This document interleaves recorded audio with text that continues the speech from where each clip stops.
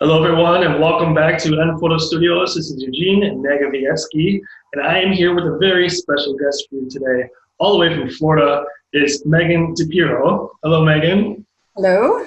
How are you today? Wonderful. Always good. Excellent. Now, Megan is going to jump into some fantastic business and marketing skills to help improve your business and get you up and rolling. But before we do, I should let you know a little bit more about Megan. She's a very special person. She is an award-winning portrait photographer with a six-figure photography income. Yes, you heard me right. Now get those jaws back together, because she's also a top 100 industry influencer who's often seen leading presentations at conventions and conferences. She is the admin, the creator of a Facebook group, Rise to the Top, that currently has over 10,000 members and is growing constantly. Once again, thank you for taking your time to be with us today, Megan. Before we jump into the interview, how about you just tell us a little bit more about yourself before we begin? Sure. So I assume you mean about my work or about family or everything? Whatever you want to. Whatever you want. I'll throw it on you. Okay. So I've been in business since 2010. Okay. And I have a family at home, family of four. My kids are tweens and early teens. And we just live in Florida. We love it here, and it's really been awesome to build my business, meet lots of new people through my portrait business, and now meeting lots of people through my mentor business as well. Wonderful. So let's go into it from the business end now. And again, when did you get started with professional photography, and how and why did that come about? Yeah, so I started technically in 2009. I had 1 year shoot and burn, and that was about all I could handle. And then I went right in 2010, I went to the luxury portrait realm and started pricing myself and running myself like a boutique portrait photographer. And the reason why I started was because my kids were just little. I think that my son was probably 4 and my daughter was 2 when I started. And like so many moms, I was taking a million pictures of them, and that was the dawn of Facebook. And so everyone was like, you have to take pictures of my family too. And then away we went. So before you knew it, people were hiring me, and it just came about really quickly. Okay. And now you mentioned the word boutique, luxury. Now, what kind of is meant by that, as opposed to, say, shoot and burn or something like this? Right. So I think of it as there's 3 main categories you can be in as a portrait photographer. Mm-hmm. Shoot and burn, that would be everything on a disc. Here's your disc, give me money, done and done. Mid-range photographers would be photographers in the $300 to $1,000 range, and they are usually offering some products, but a kind of limited scope of products, and certainly a lower cost product because they don't have as much dollars behind them and as much resources. And then when you've got your luxury realm, and that would be, I define that as $1,000 or higher as your average sale. So that might be, $1,000, $5,000, $10,000. But in that luxury realm, you're really able to spoil your clients because you have the time that you can pour into every client. You have the resources. Like, it's no thing for me to have champagne as a beverage at a portrait session because, I have the dollars coming my way. I can spoil my client. And then, of course, I could spoil them with the best possible products and services because I have the margin to do so. I have more dollars that they're paying, and therefore their expectations are higher, and I get to give them even better quality things. Awesome. Okay, now you're kind of touching on this, but the next question I wanted to ask you is, your name comes up everywhere. You have a very successful business. What is it about your photography business that makes it so successful and makes it stand out amongst others? I think it would be the fact that I don't apologize for my pricing. I'm just constantly giving off that sense of confidence for my clients. So, if you think of it like Rolls-Royce and Mercedes, they never apologize for their prices. They're just set there as a prestigious brand, an aspirational brand, and people want to work with them and want to pay big when they work with them. And so in the same way too, I think that's what I do in my portrait business. I'm just there in my community as this is where you go when, yes, my clients will constantly say, you're going to spend a lot of money with Megan, but it's going to be worth it. So as long as they always say, and it's going to be worth it, I'm fine with being known as the expensive photographer because that's the feeling my clients have. They always feel like this is worth it.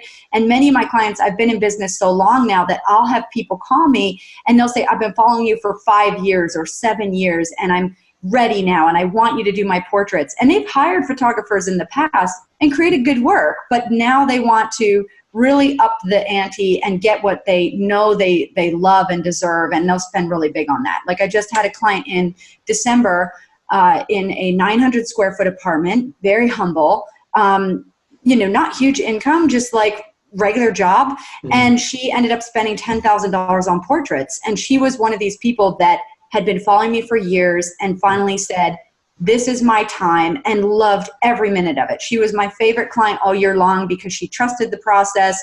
She collaborated with me. We created beautiful wall portraits, and she's like my biggest fan. So it was great to work with her and great to get the reward of that, of having a $10,000 sale.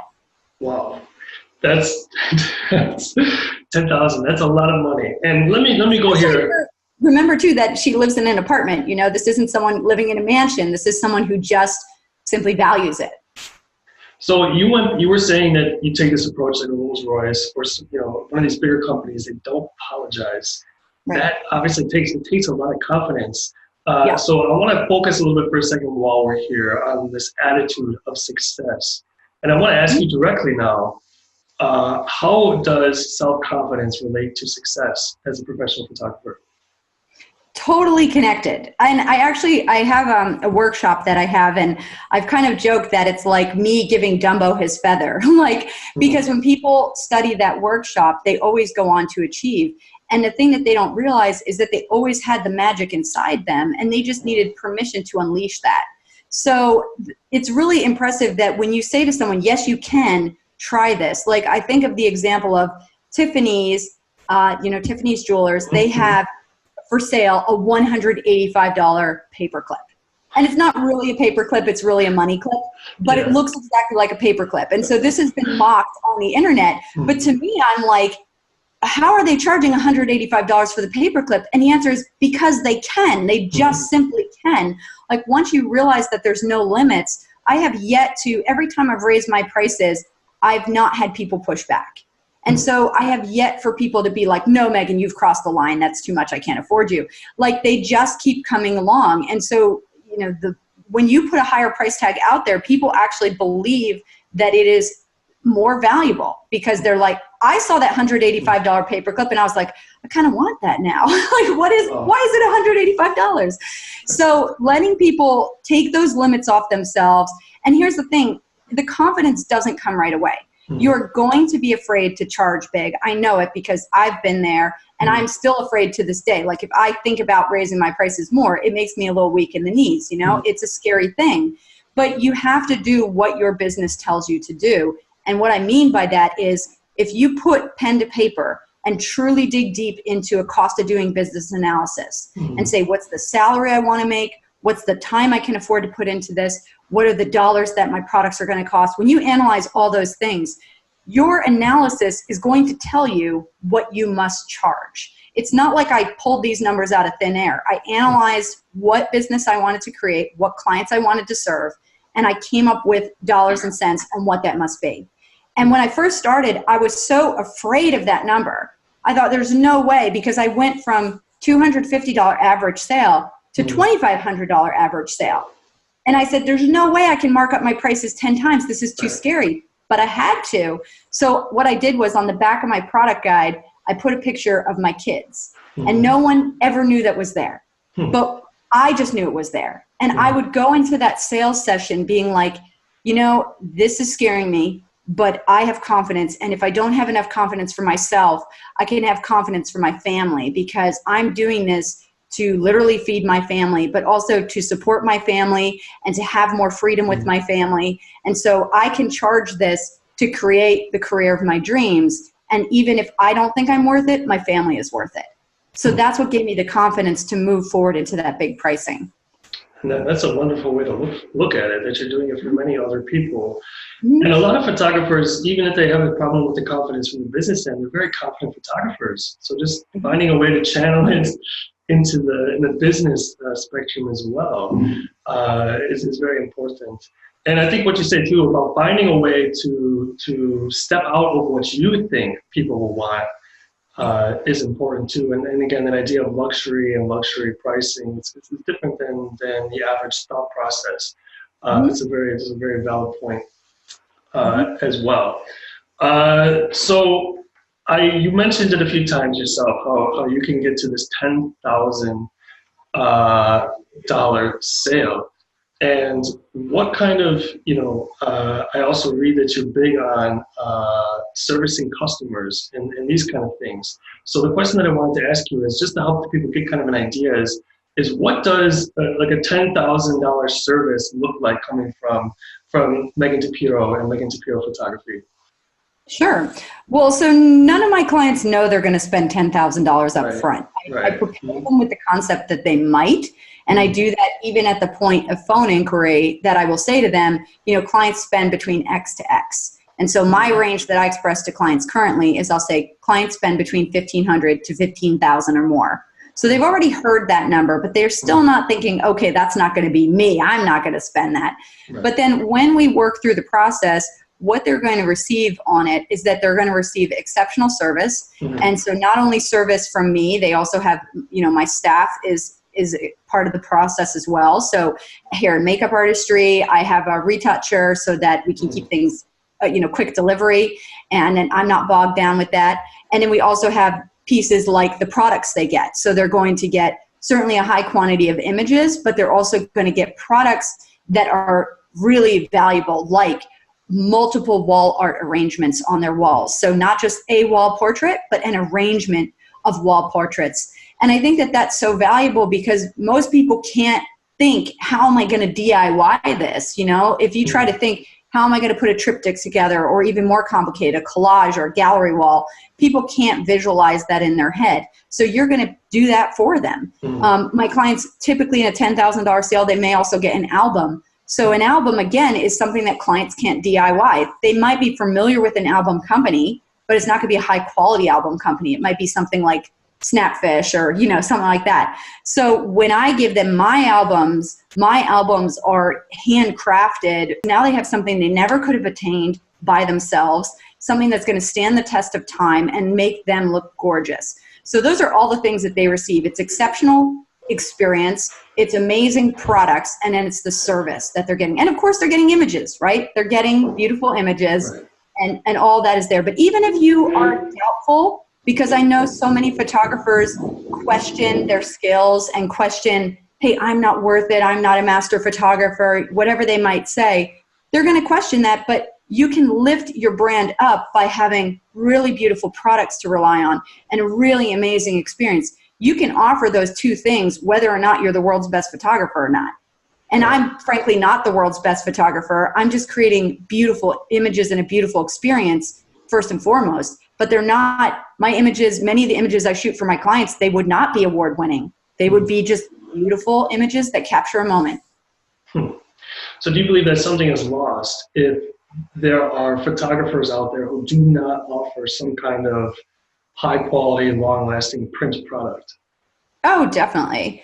And the way that you can prove this to yourself is do this. If you're a photographer who believes in digitals, which I frankly do believe in digitals, all of my clients get digitals. And I think that's a very valuable product. So I'm not knocking it at all. But if you've never done the other side of it, which is giving a print product, just simply do this.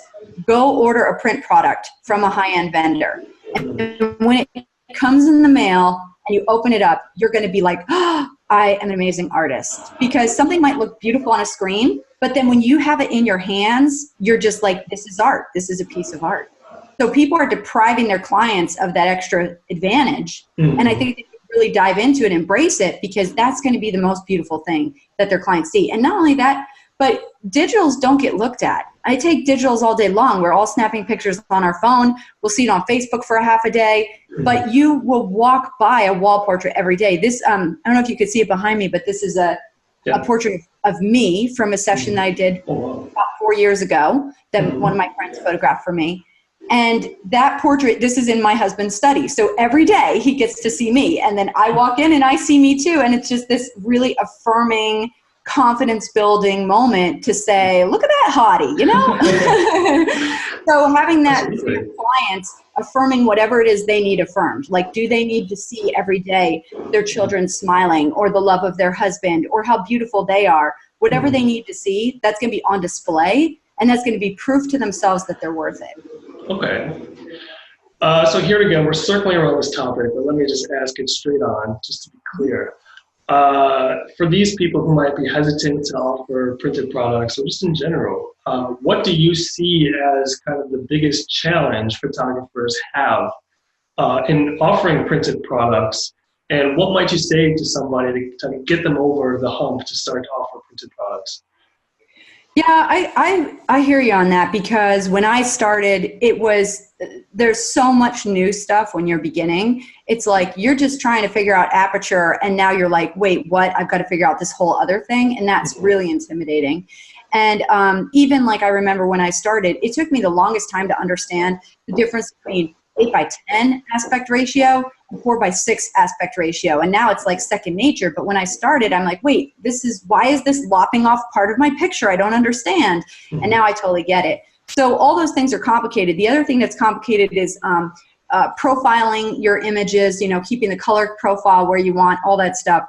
So my advice would be, make it simple on yourself, and almost think of it like outsourcing to someone who's more experienced than you. So if someone is on the edge, maybe if they're a brand new photographer and they don't have the margins to afford it, I might say go to one of your pro labs that will take care of you. So go to a lab that will color correct for you. And that if they see something alarming with their image, they're going to get back to you. So like, when I first started, I didn't understand. With a gallery wrap, you're wrapping the image around the sides, and therefore I'm losing some of the image. And fortunately, my professional vendors were good enough to point that out to me. And they were like, hey, did you want to do it like this? And that was great. That's what they're there for, to help me. And then if you're on a little bit higher end, like let's say you've been in business a couple years and now you have greater resources to afford an even better vendor, I would say go as high end as you can. Because, again, if you're with a very high end album company, they will design for you. They will, they will take care of you. They will make that album look as beautiful as possible, make your print products look as gorgeous as possible. And so having that vendor there to support you makes you look better, takes the worry away, and makes it be that you can trust you're giving your client the best because they got your back. So always, always invest up and invest in that best quality product, best quality vendor. Okay. And so it might take some time at the beginning, but as you say, it's worth it in the end, right? Yes, yes. And it also takes dollars up front. But again, if it makes you look better and it makes your client happier, that's all worth it. Okay. On the same line of thought with printed products and albums, let's go to the next step where we get to clients. Now, often when people set up a model, they're usually targeting people that will likely buy albums. But when you get a client that maybe is, still in the mindset of digital, or wants just the smallest possible or the cheapest possible option for an album, what are some tips or techniques that you like to use to try and show them, a different option that might be better for them, even if it's more expensive or more products or things like this? Yeah, so the easiest way to show them is to simply show them, like have a sample and put it in their hands. And then let them leaf through something, whether it's prints or album or whatever, put it physically in their hands. And the psychology of this is a basic sales technique that when people touch something, they take ownership of it. So that's the same reason why when you're at a store, they want you to try the clothes on. When you're at a car dealership, they want you to test drive the car, because being in it, touching it, gives you ownership. So put that product in their hand. That's going to sell it for you. The other thing I see is that people will say, oh, Megan, I have such a hard time selling wall art. I say, how are you showing the wall art? And they say, oh, I'm showing it in my studio. And I said, no, you need to show it. The client doesn't care about your studio. They care about them. People care about them, right? They want to know, what's this going to do for me? So the best way to sell a wall portrait is to show the client how this is going to fit into their decor. And the best way to do that is to show the image digitally to scale. This is my concept for your wall. Let me go ahead and put this over your couch, and this is what's going to look like. And look at how the frame complements your decor, and look at how the image, the rustic environment we chose for the background is matching so beautifully with the rustic decor in your home. Whatever it is that you're tying in, visually show it to them, and it will be irresistible. I've had a client who You know, I think that like in America, Americans are sometimes said that they're more showy, you know, a bit more. And I had a client who came from Germany and she's like, no, we don't do this in Germany. We don't put wall portraits on the wall. And I'm like, hey, you're in America. We're putting a portrait on the wall. So, so I showed it to her to scale and she was like, that's perfect. And she ended up buying a 55-inch portrait. And this is someone who said, I don't know. I don't do that, Megan. And I said, you are now. And she just loved it. And all those things, she understood how it matched her decor. She understood how it was accessorizing her home. And then not even to mention, but how it was putting the most beautiful family portrait she'd ever taken on display. That is just showing connection with all your guests and with your own family. It's affirming, this is what I value. My family is what I value, and here's the example of that. Why would you keep that off your wall? That's the most important thing in your home that you can show is the love you have for your family. So I encourage everyone to put that up. That's brilliant. And like you said, she herself went to that huge size. It wasn't even mentioned, but she herself in her mind was like, okay, I need it big. So that's fantastic. That's a great tip. So to show it in their home, not only in your studio setting, but in their home, like you say, allow them to take kind of the ownership themselves. Maybe they're not touching it, but they see it in their home and they kind of assume this ownership of it. That's brilliant. That is brilliant, Megan. Now, if I can, I'm going to come back kind of to this customer service aspect, because again, I've heard and I've seen you talk a lot about it, and I think it's a huge thing. And I want to even ask you straight up about it too, because we live in this internet age, right? The world is dominated by smartphones and digital, often faceless communication. So why is it that the good old-fashioned customer service is such a key to success? Exactly for that reason, because, for example, we have a piece of furniture that my husband's been trying to get replaced because it came to our house damaged. And 3 days ago, he put in an email to their company and no one called him back. And then so this morning he called them back and said, can you solve this problem for me? You shipped me a broken thing. Can you fix it? And, people give up hope. They give up hope on people helping them. He's like, ugh, now I got to take this extra step. And so people are used to that, like that disconnected feeling where their needs aren't met and no one cares. And so when you step in and you say, I care, I'm going to listen to you, I'm going to explore things that you didn't even know you needed, I'm going to help you every step of the way, they're just blown away. And especially clients who have done before, for example, let's say their last photographer was a shoot and burn photographer and they hired them online, they paid online, they meet them at the location, they get their images online, all that stuff happens.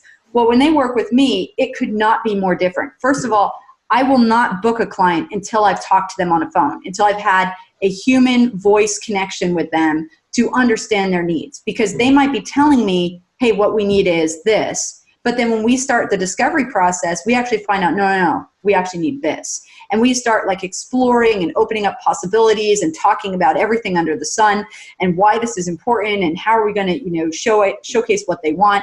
All these things start coming out. And then they're like, wow, I never thought of that. I never thought of that. And then that's just before they even book. And then, of course, we have all the other steps. Like I go to their home, I pick out their clothes with them. That's huge. People don't understand. They don't understand portrait rules. They don't know that, hey, if I'm self-conscious about my arms, maybe I should wear sleeves, right? I mean, it's like, to us, it's common sense, but to our clients, they don't have all that experience with it. So by going into their home and solving that massive problem for them, like if you have a woman who's coming in and doing beauty portraits or a headshot, her biggest concern is, what am I going to wear? And if you have a mom who's doing a family photo session, that she's thinking to herself, oh my God, when am I going to fit in the time to shop? And most times my clients don't even need to shop because I can find what they need right inside their closet, and that's saving them money, it's saving them stress, it's saving them time. So again, we're only on step 2 here. Now we've got the portrait session. Again, I'm answering a need they didn't know they had. I'm going to have the hair and makeup artist there to make sure they're 100% camera ready, because again, most people aren't familiar with how to apply camera ready makeup. My makeup artist is trained in that, so she's going to be great for that. And then finally, we cap it off with the ordering appointment. And like I said, at that time, I'm putting products in their hands. I'm putting a vision in their mind. I'm creating things they could never DIY, and just really using my expertise and my resources with my print labs to create something exceptional. So at the end of all that, if you compare the first experience and the second experience, you're going to clearly see that there was a difference in value because of all the work that I put in with the service angle. And it all starts at the beginning, like you say, with that personal contact. I think this is important to highlight, that a phone call is what's appropriate. Like an email or like a social media message, is that enough for like a first contact? Never. It's never enough because people don't really know what they want because it's not their area of expertise. It's like they need you to help them unpackage things and say, like perfect example, I had a client who wanted a save the date engagement shoot. And when we first started, she said, I want it on the beach with my dog and my fiance. And I said, okay. But then when we started talking and I started saying, tell me about your personalities, tell me about what you guys like to wear, where do you like to go? Well, she's telling me, oh, he engaged to me at this resort and it's this very high-end resort. And I'm like, okay, this is not like a down-to-earth, humble guy. This guy is like putting on the Ritz here, And then she tells me about how her husband, he loves his clothes. He so dresses up. He loves a 3-piece suit. And so she's telling me these things, and I'm like, this is really incongruous here because she's saying, let's do a chill shoot on the beach with our dog, which just sounds like every Pinterest engagement shoot you've ever seen. But then she's describing this man who's like, and her relationship and how he's a bit over the top in the best way possible. I mean, this is the man she's marrying, and he's like, together they're a very glamorous couple. So I said, hey, and then we also unraveled that, she wants something different. She sort of thought, let's do an engagement like everyone else does. But then when she thought about it, she realized that no, she wants to do something special. She wants to stand out. She wants her friends to say, wow, all those good things. So finally I said to them, you know what, let's not do the idea of a beach, because what I'm hearing is, and then I repeated back everything I heard and everything I discovered.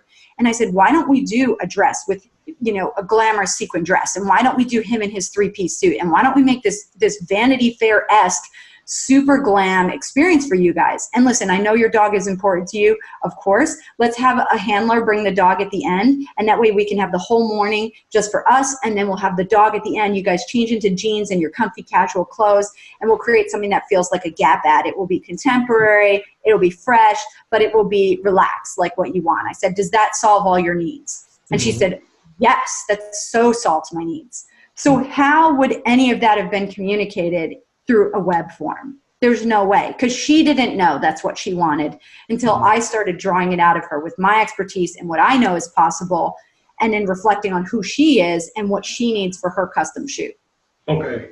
So it's become quite obvious to me that without that phone call or even like a personal meeting, you're missing that personal information that helps you throughout the rest of the process. And it's fine if your business is that you want to create portraits in one style and just knock them out, boom, boom, boom, and make whatever kind of money, fine.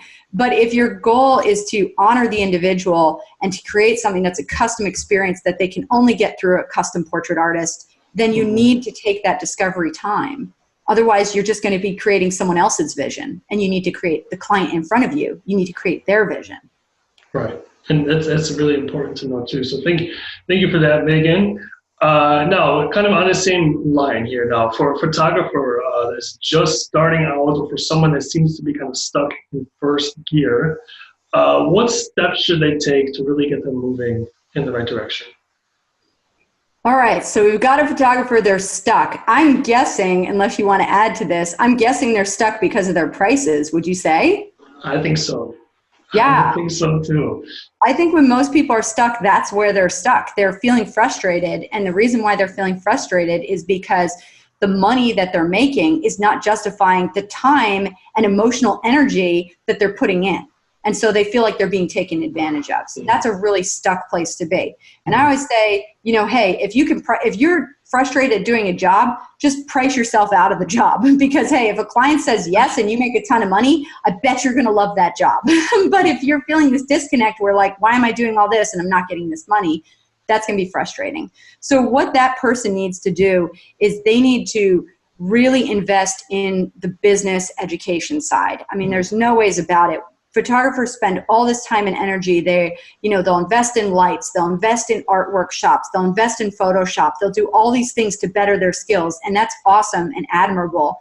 But you have to really invest in your business know-how. And just like anything else, just like once upon a time I didn't understand aspect ratio and I didn't understand aperture mode, now I understand the practice of the phone call and the practice of how to conduct an ordering appointment and the practice of how to uncover a client's needs. Those are things that through practice and through education you can get better at.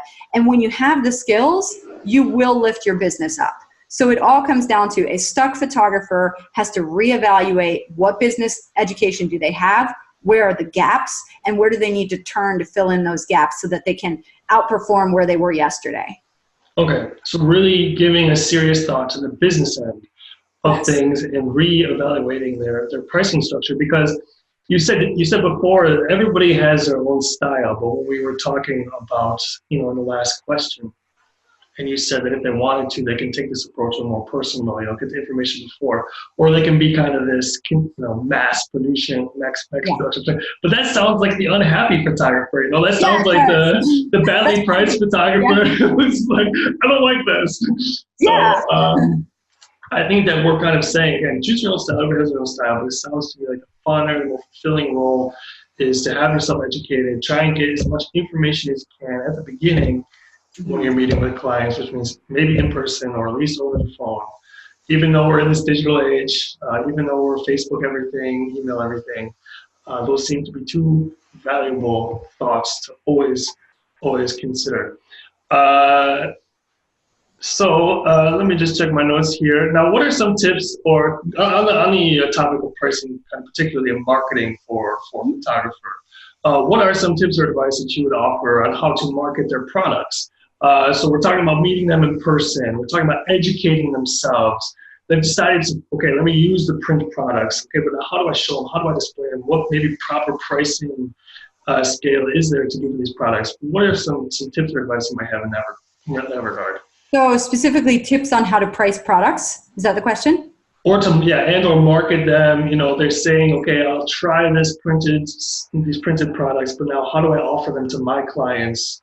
Is there something that's better than another? Maybe like a la carte method, or maybe packages, or maybe something like this. Mm-hmm. Yeah. So your client is not going to know they need print products unless you tell them they need print products. Okay. And they're not going to believe it unless you yourself are passionate about it. So the first thing you need to do is you need to find the products that you are passionate about. So go to a trade show or look online or ask for resources from people you trust, but get some great vendors behind you that you adore. And then when you're excited about it, like I think of one time I was talking to a mentor student and we were looking over her price list. Mm-hmm. And I said, okay, so explain to me, you have this folio box and you have this album. And she said, yeah. And I said, well, why do you have those? And she said, well, I have the folio box because, it's what you have. And I know lots of people love it and da-da-da-da. I was like, okay. And I said, and why do you have this album? And she goes, oh, well, Megan, I have this album because this album is the most gorgeous thing I've ever seen. And it's just like, oh my God, look at it. I mean, the pages are beautiful and it was da-da-da-da. And she just went on and she was just lighting up and her fire and passion was exciting me. And I was like, what is that album? It was very exciting. So and not saying it has to be an album, it might be the complete opposite. Someone else might be like, oh my God, Megan, this folio box, wait till you see this. Or, oh my God, this wall art, whatever it is. But when you get lit up about something, your clients are going to feed off that energy and they're going to be like, you're right, I need that XYZ. So the first thing is find a product you adore. Mm-hmm. And then the second thing is then structure it so that you can reward clients for pulling through to that highest product. Because you want to offer something to everyone and you want to have even in your bottom package, I do sort of a package model. Mm-hmm. And even in that bottom package, I call it in my head, I don't say this to clients, but in my head, I call it the I won't hate you if you won't hate me package. So It has to be enough product and enough images that the client doesn't hate you, that they don't feel like, gosh, I paid all this and all I got was that, They have to feel like, okay, that's good, I'm satisfied. But on the flip side, you have to be okay that you're like, hey, I gave you all this and all you gave me was X dollars. It has to be like that sweet spot where you're okay, they're okay, and they're happy parting with the dollars because they see value in what they're getting, and then you're happy receiving those dollars. So all that has to exist in the bottom package.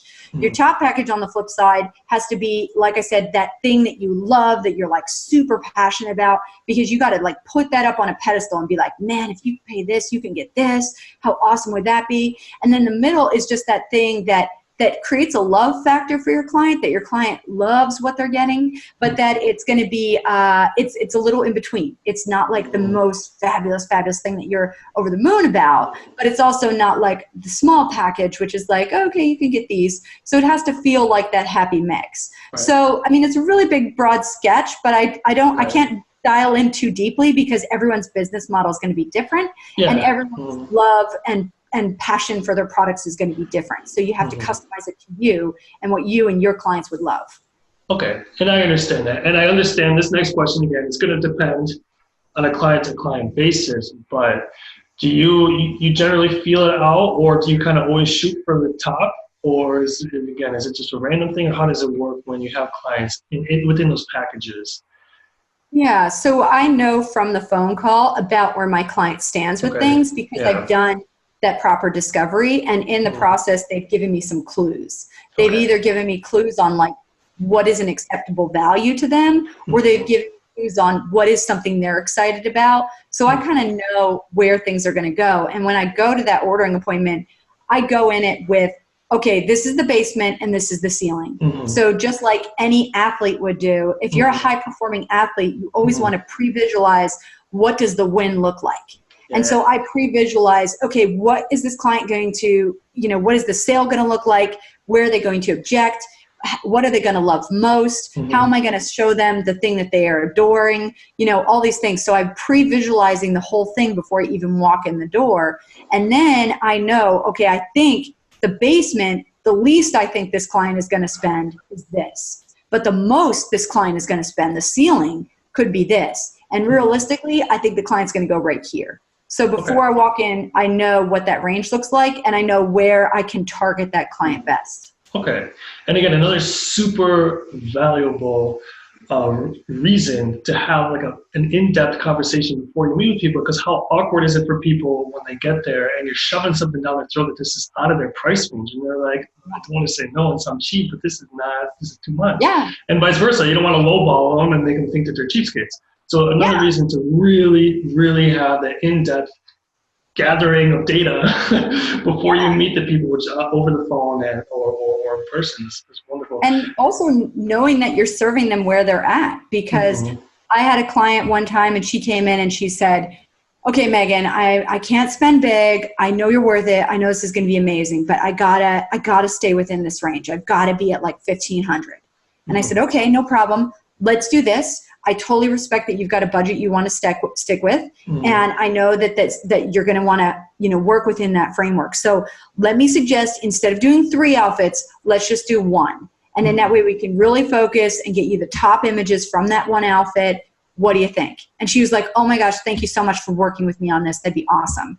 Well, sure enough, we ended up picking out like a backup outfit when I was at her home. And she ended up saying, you know what, can we just do these 2 outfits? And I said, yeah, I'm sure. I'm happy to do those 2 outfits. But just FYI, you're going to be tempted to buy more. She's like, that's okay. Can we just do it? I was like, sure. So then the shoot went way better than she expected. And we had gorgeous images. And throughout the whole process, I was sort of, in my studio talking up, hey, if you want to do a wall portrait, this is what they might look like. So I'm just planting these little seeds here and there, but still respecting that if she wants to stay within her budget, she absolutely can. Well, the ordering appointment comes, and she loved all the images, including both outfits. She, loved the idea of wall art, and she ended up spending $6,500. And I'm sure she loved every single thing that she got. And she's like my biggest evangelist to this day. So she stretched way outside her comfort zone. But the whole time she knew that I was her ally in this. I wasn't like this dirty salesperson trying to, act on greed. I was there with her. I was like, let's work with what you've got. Let me help you here. But part of me helping her is creating this dream for her. And so if helping her means indulging her in 2 outfits instead of 1, that's me helping her. But she knows what that's going to mean, and what's the consequences. You're going to be spending more dollars, but you're probably going to love it. So great. That's a happy problem to have. And it was a happy problem. She loved everything. Had to have it. There you go. That's a perfect example. That's a wonderful example. Taking something again that somebody wasn't expecting, being a good person, being, and not, like you say, not the dirty salesman. Yeah. Just being the assistant, being at their side, and just letting them know everything step by step. That's fantastic. I want to come back a little bit to the attitude, kind of stay with the more beginner or photographer or somebody just getting started, and come back kind of the attitude and this idea of confidence, because everybody has this fear of failing, which can feed into like low confidence, and it can be a deadly cycle. So how we can help people get out of that. And there's a quote that I came across you saying from Stephen McCraney, and I love it. I absolutely love it. It's the first time I saw it, but I absolutely love it. And it said, the master has failed more times than the beginner has even tried. Yeah. I think that's beautiful. And so, Megan, I have to ask you, you're certainly a master of what you do. What is it that you did, or how do you pull yourself up in those times after you've made a mistake or after you've failed? So the reason why I used that quote and why you heard me say it is that was something that was in my office from day one, because I was like, man, that's powerful. So anyone listening to this who's thinking like, oh, Megan's a master, just think, okay, you just have to fail as many times as I failed. And I will fail many more times, I'm sure of it. And so when I first started, I think one of the things I tapped into was that it's not for the client. Here's the thing you can understand is that clients know the difference between bad and good, but they don't necessarily know the difference between good and great. So as long as you can create images that are good, then you're set. You're ready to go. So now the next question is, how can you make the experience amazing? And so if you just tap into your why and like, why are you passionate about creating images for people? And why have you chosen art as your profession? Tap into that. And why do you like connecting with people? Tap into all that. And then you really, even if you fail, it's going to be with the best heart possible. And so it will make it okay. So if you go into, whatever, like a phone call or a consultation or whatever it might be, just go in with the attitude of like, I'm going to help make this the best experience possible. And then what can possibly go wrong? I don't know. What if I made like so many stupid mistakes. Like I realized as I went along, oh, I don't like when people wear this outfit. Okay, I should stop telling them to do that, or, oh, I don't like the way I'm lighting this, or I don't like, and of course there's even worse. There's like a million times where I put my foot in my mouth, where I said something really stupid because I was nervous, all kinds of things like that happen. But you survive those things and you learn from them. And my other favorite quote, and if you're in my mentor group, I say this 1,000 times, it's, I never lose, either I win or I learn. So nothing is a loss, ever. No matter what went wrong, you're always going to learn from it, and that's going to help you fuel your growth and help you be better next time. So don't think like you have to go in being perfect. You just have to go in with your heart in the right place and with your expectations for your client set, that I'm here to make this the best possible experience. Let's connect. Let's do this. And then you will always be okay. Okay. Having the right mentality. And because it's not realistic to think you're going to please everyone and make everybody super happy. I don't know. That I think is actually possible. Like I always say. Okay, that was maybe going too far. My policy is 100% client satisfaction, because there's really no reason why I can't make my client be happy. There's like what could there's nothing. Like if they're not happy, I'm going to do a reshoot. If their canvas, literally, I have a policy of lifetime warranties on all my print products. So if their canvas falls off the wall and gets scratched, I'm going to replace it. Like what could possibly happen that a client would not be happy? I'm going to make that right. That's just my policy. So every client I have is happy. Maybe I went too far with that one. I was trying to segue. It's like we fear that we're going to do something wrong. That's what we're afraid of, that like, I'm going to mess up. I'm not ready for this. I can't. And it's like, well, yes, you can. Just try and it will be fine. And like you say, it is potentially the wrong attitude to sit and think, well, I can't please everybody. That's maybe not the right attitude to go in with it. Yeah, I'm always like, I can please everybody. Let's do this. Yeah, what do I have to do? I much prefer that attitude. What I was trying to say is it reminded me of a quote I always read in my science classroom in like high school. It was like, I did not fail. I just found 10,000 ways it don't work. Yes, love that. That's great. Something like that. Some Yeah. scientist or inventor said it. Yeah. Mm-hmm. That's that's kind of where my mind went with that. But that's why don't have that attitude like, oh, you can't please. No, you can please everybody. How do you do it? That's the question. How do you do it? That's it. Not like what will go wrong, but like how will I fix it? What will I do? And I also think this concept of, it's not, is a company going to make a mistake? Because every company is going to make a mistake, and every human is going to make a mistake. It's what do you do when you make a mistake, and how do you make it better for that person? And one of my favorite things that happened this year was not actually a win. It was actually a loss. It was a mistake. I dragged my feet on getting my client her products. And because I procrastinate sometimes, like we all do. Yeah. And I got her images really late, and I got an angry text that everyone dreads. And the angry text was like, I spent all this money, which she did. She spent $8,000 with me. I spent all this money, and why isn't my product here? And so I knew I had screwed up. And I didn't make excuses, and I didn't say, well, I've been sick, or, oh, I've been overworked, which was true, whatever. I didn't say that. What I said was, you're so right. You deserve better. I'm sincerely sorry. I will do what I can to get this to you ASAP. And as soon as I sent that reply, and I didn't text her back, I actually called her, and I left it on her voicemail because she wasn't in a place to talk to me. Yeah. And then I turned right around after I left that voicemail, and I dialed up a florist, and I had a bouquet of flowers sent to her. And she called me that day. I had it sent same day. And it was like, what, $100 to send those flowers for an $8,000 order that I screwed up. And she called me in tears and was like, do you know that I cannot remember anyone ever apologizing to me in this way so sincerely? And she said, you've restored my faith in humanity. I've never expected that a person, let alone a vendor, would do this for me. And I was like, what? Like, you don't know where people are coming from. And like this position she was in she was having a lot of doubt in her life, a lot of insecurity. And like me not getting her product on time was just like the straw that broke the camel's back.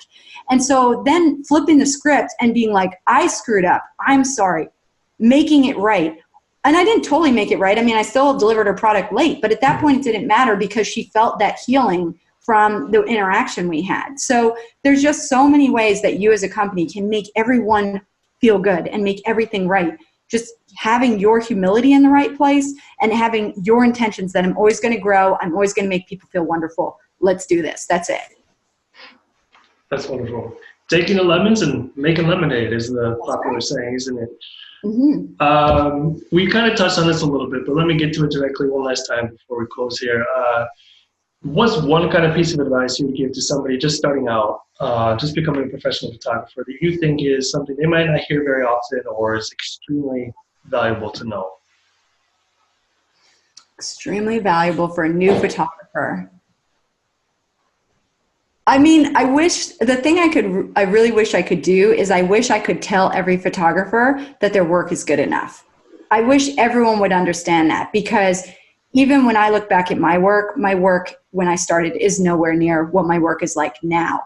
But to that client, it was the world's best image, because that's a moment in time that has been captured for them. That's whatever it is. Like I said, is it the love shared of the family? Is it the empowerment for the woman? Is it the confidence? Is it the beauty?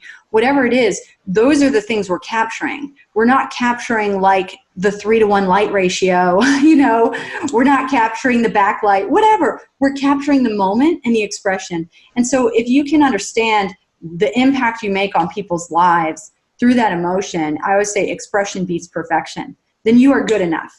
And so that's the thing I wish everyone would know. I wish everyone would know you are good enough, your work is good enough, this is valuable, and so therefore charge accordingly. And therefore get what you deserve. And that you are asking people to spend big is not hurting them, it's helping them. Because when we take dollars out of our account and we pay for something, it's saying to the world, this is what I value.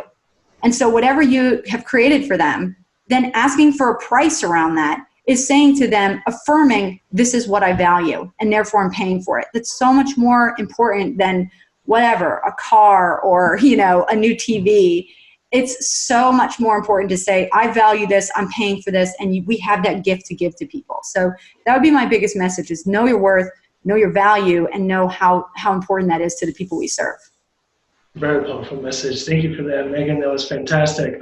We're going to close it up now, but before we go, I want to give you some time to, I'd love to have you just let us know what you're up to now and where people can find you to reach out to you. Sure. So the best place to find me is in that group you mentioned. It's on Facebook. It's called Rise to the Top with Megan DiPiero. And it's really exactly that. It is about rising to the top, being our best. There's no whining allowed. We are just there to support each other and lift each other up and find solutions, and also to celebrate our success, because there's not a lot of places you can go in and really shout to the rooftops, oh my God, I had this major win. So that's what we do in Rise to the Top. It's open to all professional photographers. What I'm working on this year is that we have an Elevate tour, we're calling it. And so elevating everyone. And it's all business education. I'm stopping at a different state every month in the United States that I can do a presentation. So there's going to be all kinds of presentations. They can find out more about that in Rise to the Top.